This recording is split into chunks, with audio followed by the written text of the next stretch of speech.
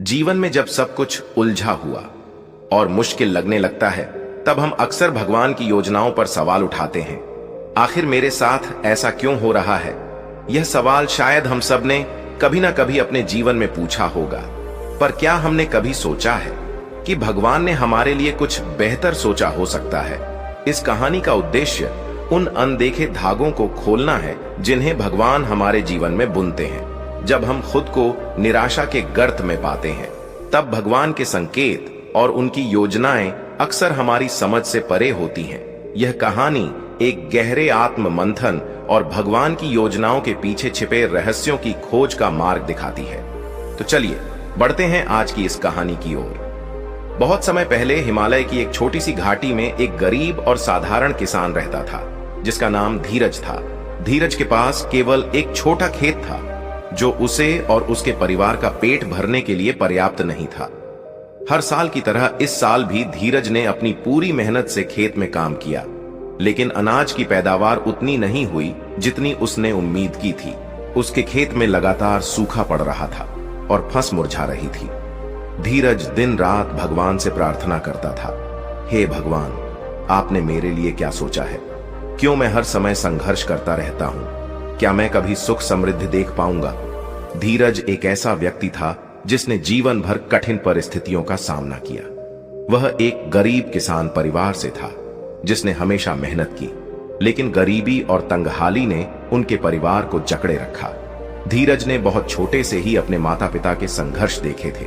कभी फसलें बर्बाद हो जाती, तो कभी मौसम की मार से घर की हालत और खराब हो जाती। धीरज ने हमेशा खुद को सवालों में डूबा पाया। भगवान हमारे साथ ही ऐसा क्यों कर रहे हैं? उन्होंने हमारे लिए क्या सोचा है? वह हर दिन अपने परिवार के लिए मेहनत करता, लेकिन जब हालात नहीं सुधरे तो उसकी निराशा बढ़ती गई। धीरज अब भगवान को कोसने लगा था। वह रात में भगवान की मूर्ति के सामने बैठकर सवाल करता, क्या आपने मेरे लिए कुछ अच्छा सोचा भी है या नहीं? कब तक मुझे और मेरे परिवार को यूं ही तड़पते रहना होगा? धीरज का यह संघर्ष केवल गरीबी तक सीमित नहीं था। उसके मन में गहरी निराशा और कटुता घर कर चुकी थी। वह भगवान को दोष देने लगा था।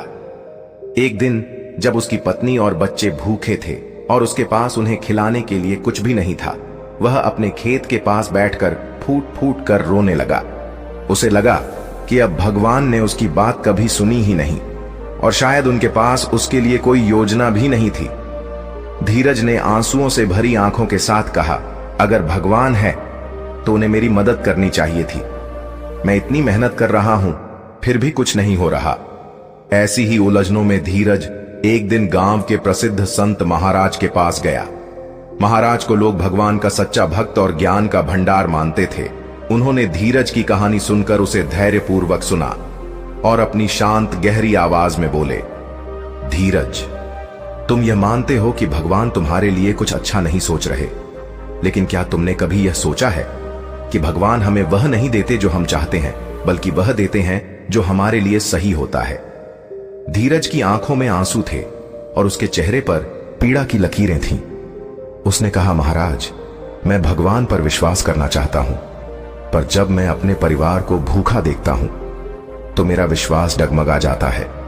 धीरज ने संत महाराज से अपनी पूरी व्यथा सुनी और एक बार फिर अपनी निराशा को शब्दों में व्यक्त किया।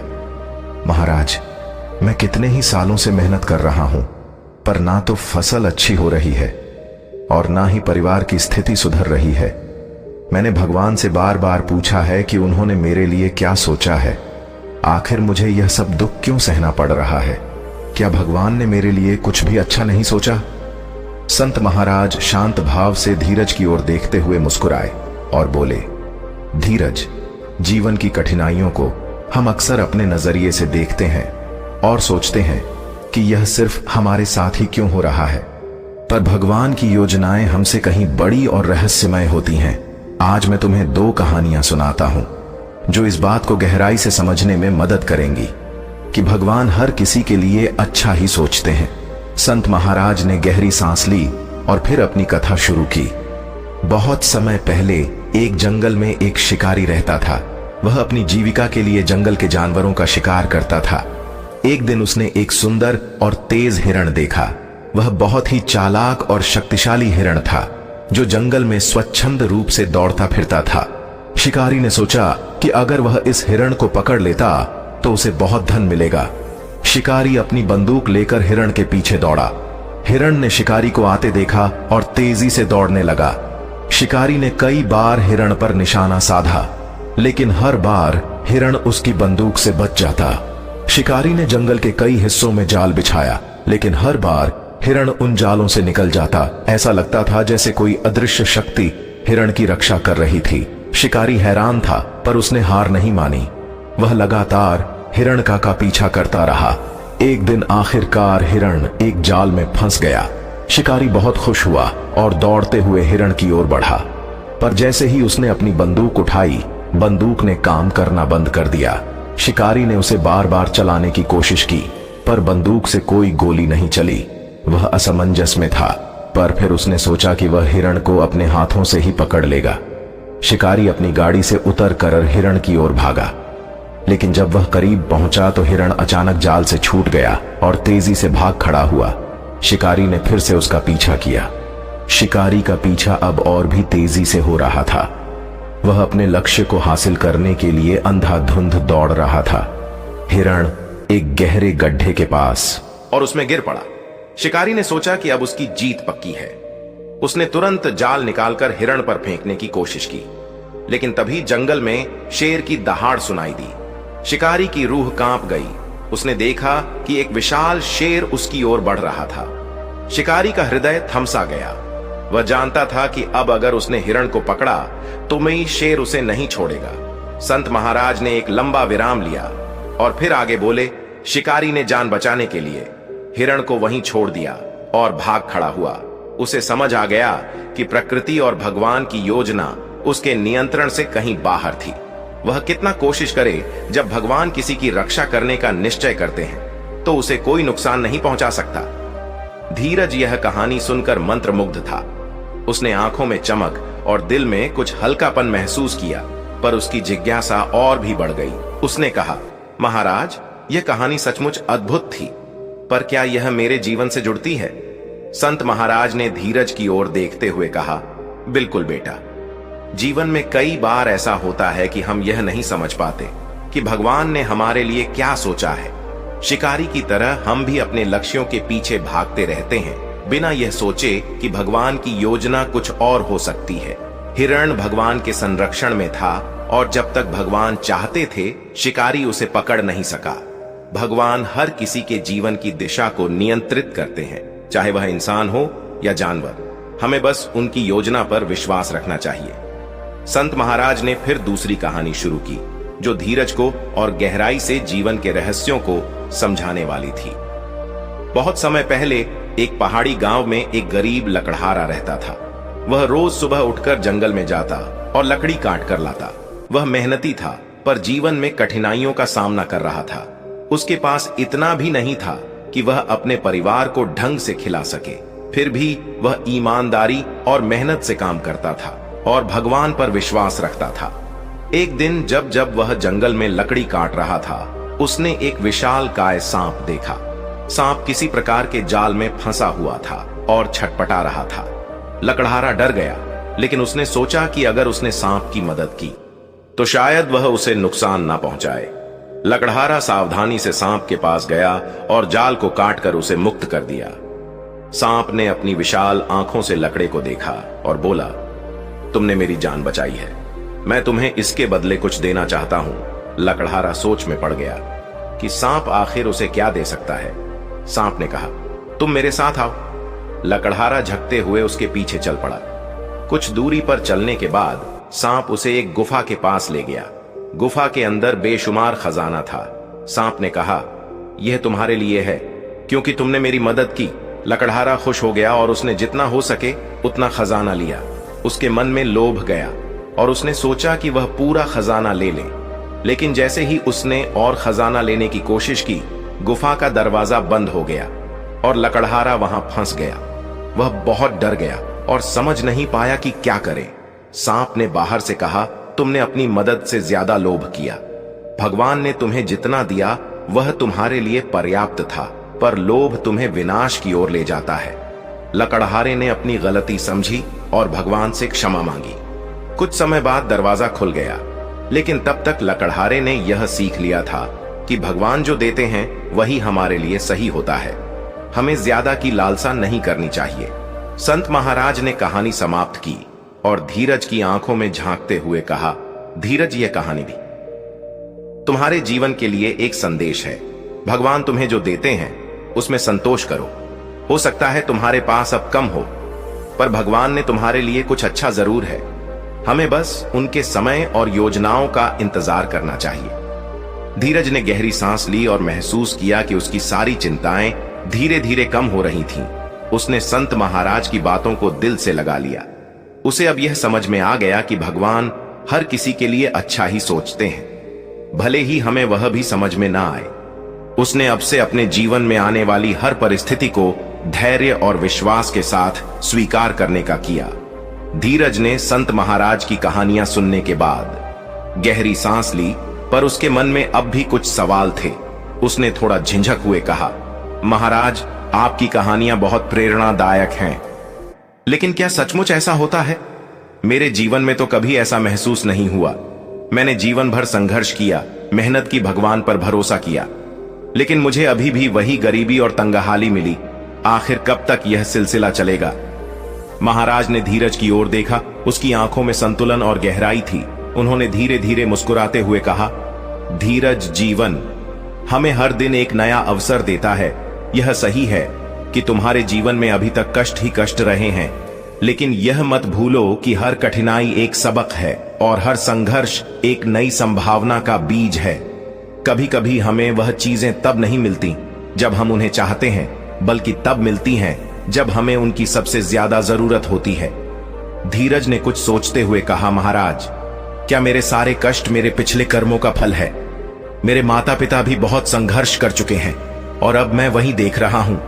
क्या मैं इस चक्र से कभी निकल पाऊंगा?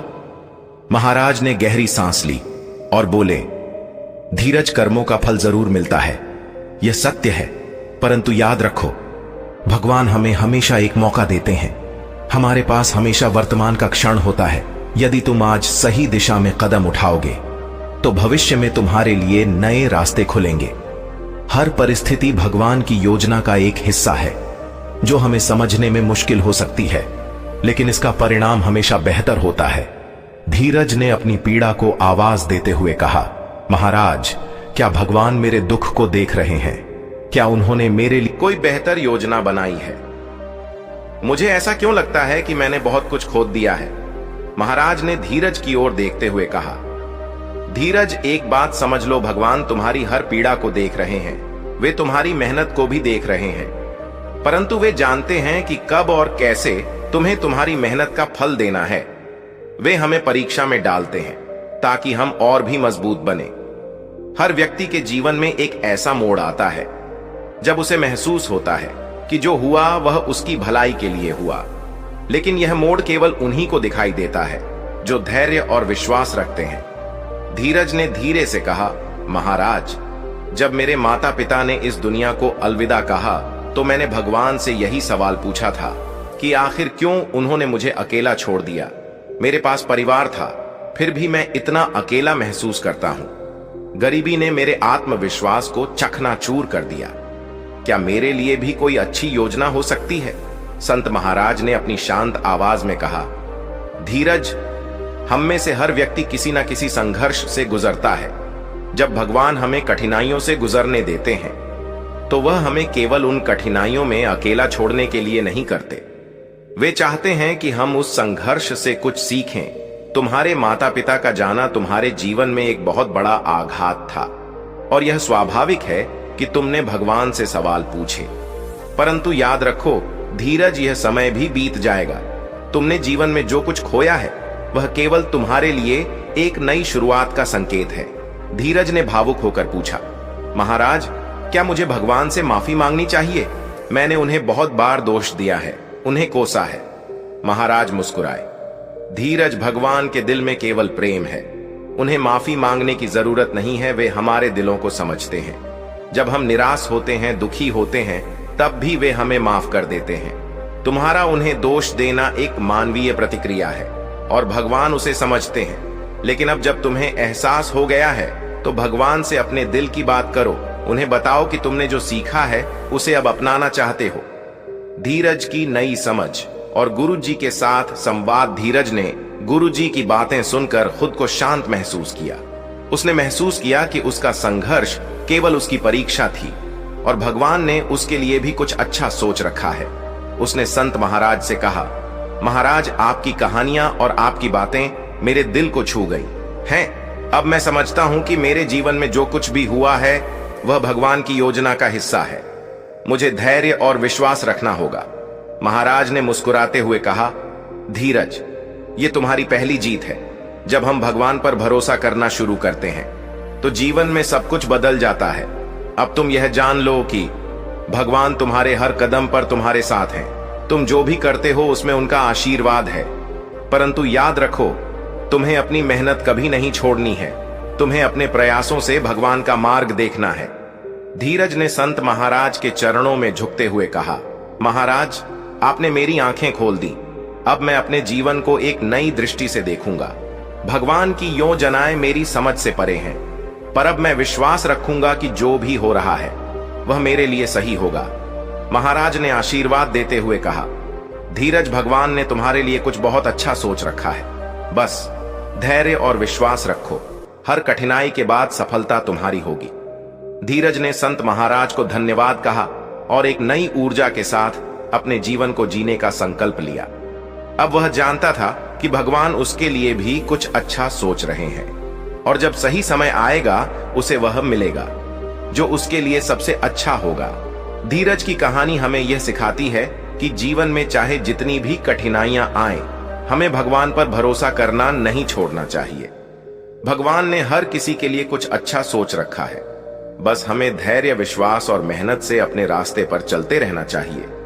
जब सही समय आएगा, भगवान हमें वही देंगे जो हमारे लिए सही और उचित है।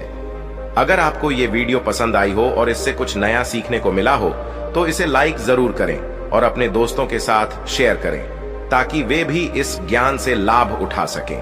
आपकी कमेंट्स हमें और बेहतर करने में मदद करती हैं, तो नीचे कमेंट सेक्शन में अपने विचार जरूर बताएं। और अगर आप नए हैं इस चैनल पर तो अभी हमारे चैनल को सब्सक्राइब करें और साथ ही बेल आइकॉन को दबाएं ताकि आपको हमारी अगली वीडियोस की नोटिफिकेशन मिल सके। धन्यवाद।